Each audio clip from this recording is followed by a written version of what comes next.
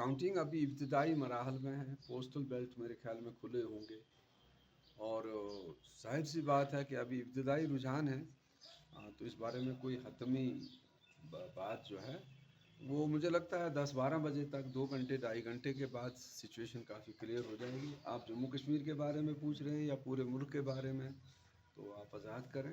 तो ओवरऑल रुझान जो है मुल्क के अंदर, तो उससे लगता है कि बीजेपी एक बार फिर पावर में आ जाएगी। तो हम देखिए, मैं बार बार एक चीज़ कहता हूँ कि आदमी को आखिरी दम तक उम्मीद का दामन जो है नहीं छोड़ना चाहिए। बाकी जमहूरियत में जीत भी है, हार भी है। अभी अनंतनाग राजौरी की बात आपने की, तो इसमें 20 कैंडिडेट हैं। जाहिर सी बात है 19 को तो हारना है लाजमन, तो एक ही जीतेगा।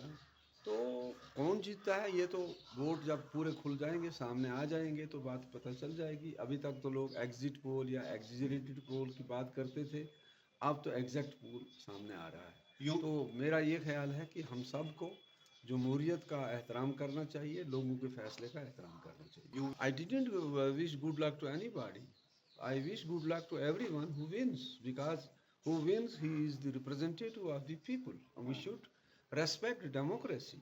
ये किसी के बाप दादा की विरासत थोड़ी है। जो भी जीतेगा हम उसे गुड लक विश करेंगे, अपने आप को भी, दूसरों को। बीजेपी की हिमायत से अपनी पार्टी को नुकसान मिला कि फायदा? देखिए, ये तो तय करना अभी तो, ये तो रिजल्ट के बाद तय होगा, फैसला कि फ़ायदा हुआ या नुकसान हुआ।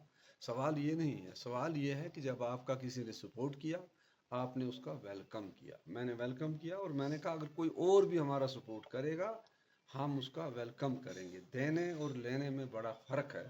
तो सवाल ये नहीं है फिर उसमें क्या नुकसान होता है क्या नहीं है, ये तो बाद की बातें हैं। लेकिन राजौरी में ये हुआ कि आप देखेंगे कि राजौरी में भी आपने देखा होगा पिछले एक आध दिन में ही इकट्ठे आपको मिली होंगी, उससे पहले तो इकट्ठे नहीं चल रही थी।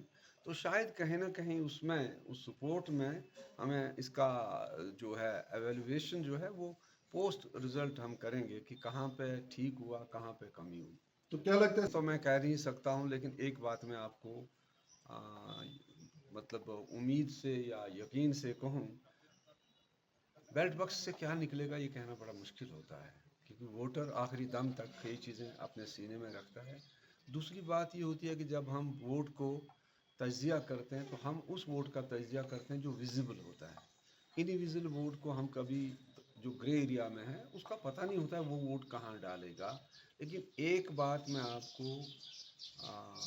भरोसा दिला सकता हूँ, जो मेरा यकीन है कि ये एक तिकोनी मुकाबला है।